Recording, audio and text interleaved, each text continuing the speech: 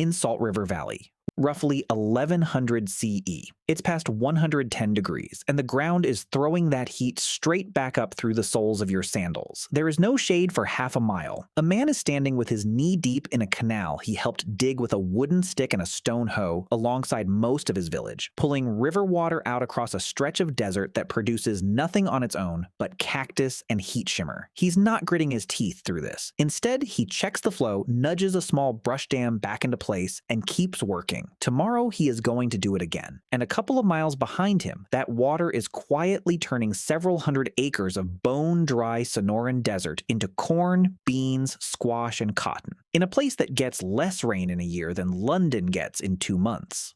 So here's the actual question we should be asking. Not, how did people avoid dying out here? Anyone can avoid a place. The real question is, how did an entire civilization look at one of the harshest environments on the continent, with temperatures exceeding 120 degrees, almost no surface water, and months without rain, and then decided over and over for more than 1,000 years, this is where we live, not where we survive, where we live. And by the end of this video, you'll see why the American Southwest wasn't a wasteland people got stuck in. It was a problem that got solved so many times by so many different peoples that pieces of the solution are still sitting in the ground under Phoenix right now, running underneath a city that has no idea it's standing on someone else's finished blueprint.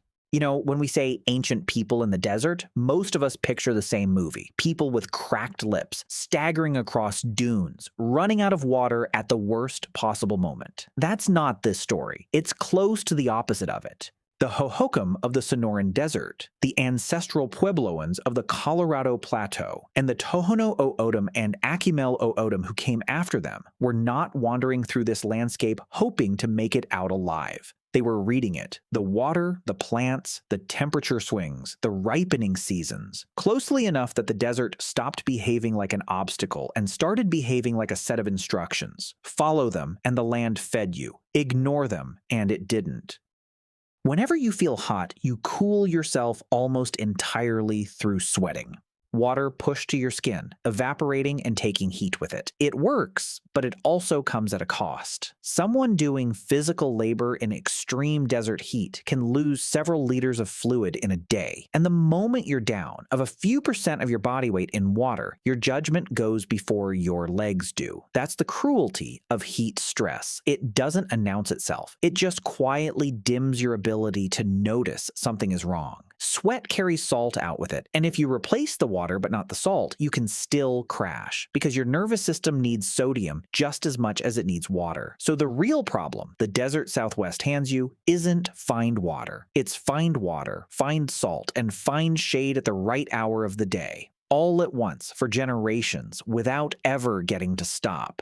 Let's start below ground. The earliest desert dwellings here, going back to the Archaic period and continuing into early Hohokam villages, were pit houses, homes dug partway into the earth, with the surrounding soil doing the insulating work. Dirt doesn't swing in temperature the way open air does. Sink your floor a few feet down, and you've dodged a serious chunk of the problem before you've even raised a wall. Further north and later, the Ancestral Puebloans took that same instinct and pushed it into something genuinely astonishing. At Mesa Verde, entire multi-room villages were built directly into natural alcoves cut into sandstone cliffs, and the choice of alcove was precise, not scenic. A south-facing alcove lets the low winter sun creep in under the overhang and warm the rooms exactly when warmth is scarce. In summer, when the sun sits high overhead, that same overhang throws a hard shadow across the whole village and blocks the worst of the heat before it ever reaches a wall. Then there's the wall itself, stacked with stone and mud, 2 to 3 feet thick.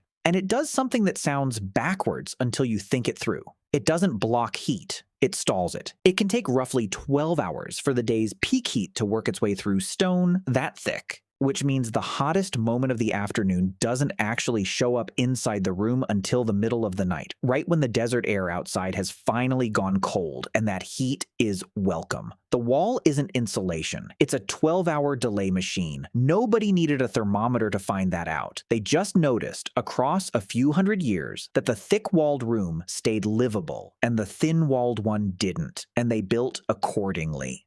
Here's a detail that stopped me cold the first time I read it. At a Sinagua Pueblo site called Tuzigut in Arizona's Verde Valley, archaeologists dug into the floor of a home and found two clay jars nested one inside the other, buried together in the earth. The outer jar was filled with water. The inner one held food. Sit with what that actually is. The surrounding dirt keeps the whole setup shielded from the wild swings of surface temperature. The outer jar is unglazed, slightly porous clay, so water creeps slowly through it and evaporates off the outside. The exact physics that cool your skin when sweat evaporates off it, and that evaporation pulls heat out of the jar as it happens, chilling everything sitting inside it, including the inner jar and whatever food is in there. It is, in every functional sense, a refrigerator. Built from mud, water, and an understanding of physics nobody ever wrote down, buried under a floor centuries before anyone on this continent had heard the word electricity. The freestanding version of that same jar, called an olla, did the same trick for drinking water, hung in a shaded spot with a narrow neck to slow the evaporation just enough to keep it useful for days at a time. And here's the part worth sitting with. Cultures with zero contact with each other. Mesopotamia, Persia, North Africa, India, China, and the desert Southwest all landed on the same device, independently on opposite sides of the planet. When that many unconnected civilizations keep reinventing the same object, that's not a coincidence. That's a sign the idea was simply correctly unavoidable.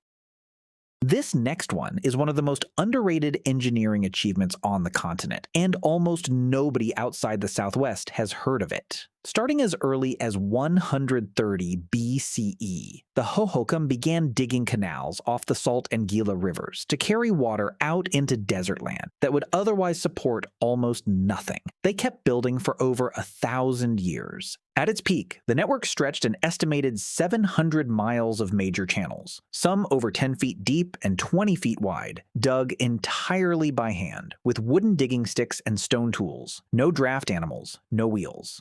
Researchers who study the system compare its scale and precision directly to the irrigation networks of ancient Egypt and Mesopotamia. This one was carved through some of the driest ground on the continent, where every change in elevation mattered. The engineering wasn't guesswork. Moving water across nearly flat desert for dozens of miles takes constant correction. Where the flow ran too fast, they widened the channel to slow it. Where it ran too weak, they narrowed it to speed it up. They built weirs from timber and boulders to force river water into their canal mouths with enough pressure to keep the whole system fed. At its height, this network is thought to have supported tens of thousands of people in a landscape that gets under 8 inches of rain a year. And it never really stopped. When Spanish explorers arrived, they found Hohokam descendants, the Tohono O'odham, still farming the same channels. In the 1860s, when American settlers founded modern Phoenix, they didn't dig new canals. They cleaned out the old ones. The 5th largest city in the United States is, right now, irrigated along a plan drawn up more than 1,000 years ago by people using sticks. Your instinct in extreme heat is to wear as little as possible. The desert Southwest mostly did the opposite. Bare skin under direct desert sun burns fast and loses water faster. Cover it in something breathable, and you block the radiation while still letting sweat do its job. The Hohokam grew cotton, among the earliest people in North America to cultivate it, and wove it into lightweight shirts, breechcloths, and skirts. Where cotton wasn't practical, they turned to yucca and agave, plants that look hostile and spiny until you strip a leaf, scrape away the pulp, and find long, tough fibers underneath, ready to be twisted into cordage, woven into sandals, or knotted into cloth. And the sandals mattered more than they sound like they should. The ground here can hit 150 degrees at the surface, hot enough to blister skin in seconds. So a good sandal wasn't a fashion choice. It was the difference between a full workday and a ruined one. Styles shifted region by region and century by century. Coarse plain weave in the south, finely twined sandals up on the Colorado Plateau. Later, a braided design that spread north out of Mexico. People kept refining the one piece of clothing standing between them and the ground itself. When there was no house nearby and people needed shade on demand, they built it in an afternoon. A ramada, a simple open frame of mesquite or Palo Verde branches roofed with brush or saguaro ribs. It's such a good design that Tohono O'odham families still build them today, at the same harvest camps, from the same materials their ancestors used. This is where the story stops being about defense and starts being about something closer to fluency. The desert doesn't ripen on a spreadsheet, it ripens in sequence, and the Tohono O'odham built their year directly around that sequence. Their traditional calendar isn't split into months named after emperors, it's split into what the land is doing. Early summer is mesquite bean harvest moon. The pods of the mesquite tree ripen, are gathered by the basket load, dried in the sun, and ground into a sweet, protein-dense flour that keeps for months. Right behind it comes saguaro fruit ripening moon, when the cactus that defines this entire landscape produces a short, brilliant window of dark red fruit at the very top of arms 50 feet in the air, reachable only with long poles cut from the saguaro's own dead ribs. Families left their winter homes near mountain water sources and moved out to seasonal camps built just for this harvest, working the cool hours of morning and evening, turning fruit into syrup, jam, and a ceremonial wine used in a rain ceremony that doubled as the O'odham New Year. That timing isn't a coincidence. The saguaro harvest lands right before the summer monsoon, and the wine ceremony was, in effect, an appeal to the sky to keep to its own schedule, a whole spiritual calendar built on top of a botanical one. When the monsoon actually broke, families moved a third time to the washes and arroyos that would briefly flood, planting fast crops like tepary beans. A bean so drought adapted it can go from seed to harvest on a single good soaking. Mountains in winter, cactus forest in early summer, floodplains after the rains, 3 homes a year, and none of it improvised. The people weren't fighting the desert's rhythm, they were living inside it.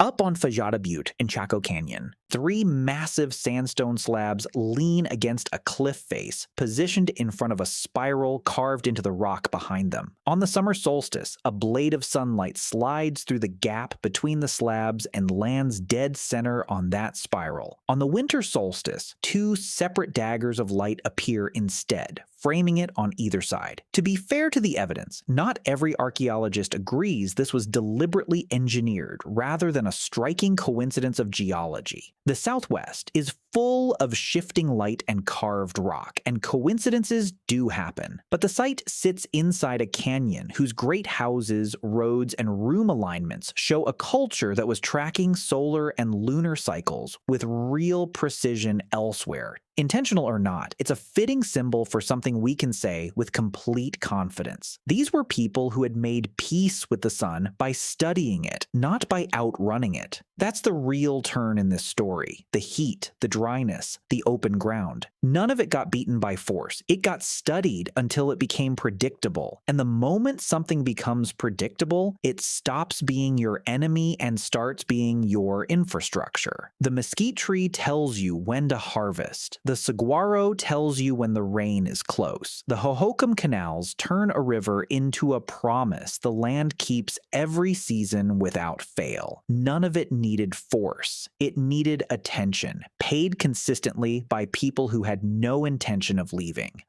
There's a version of this story where these civilizations simply vanish. The Hohokam by around 1450, some ancestral Puebloan communities moving on from places like Mesa Verde a century or 2 before that. And it gets told as a loss, as the desert finally winning. That telling misses what actually happened. The Ancestral Puebloan and Tohono O'odham are farming and harvesting in Arizona right now. In some cases, using the same canals, the same saguaro camps, knowledge carried forward in people instead of in writing. What looks like disappearance from a museum placard was on the ground, a very long, very deliberate continuity. We tell ourselves our ancestors survived places like this by gritting their teeth against the environment. And it's a comforting story because it implies we've moved past needing that kind of attention. The truth is closer to the opposite. The people who lived in the hottest, driest stretch of this continent for well over 1,000 years didn't out-tough the desert. They out-listened the desert. And a good part of what they built to do that is still under our cities right now, still technically working, still waiting for someone to notice it was never primitive to begin with. Next time you turn a tap on in Phoenix, there's a decent chance the water is moving through a channel a Hohokam farmer first cut with a stick. If you want more of these, where the ancient world quietly built the systems we're still living inside without knowing it, subscribe and I'll see you in the next one.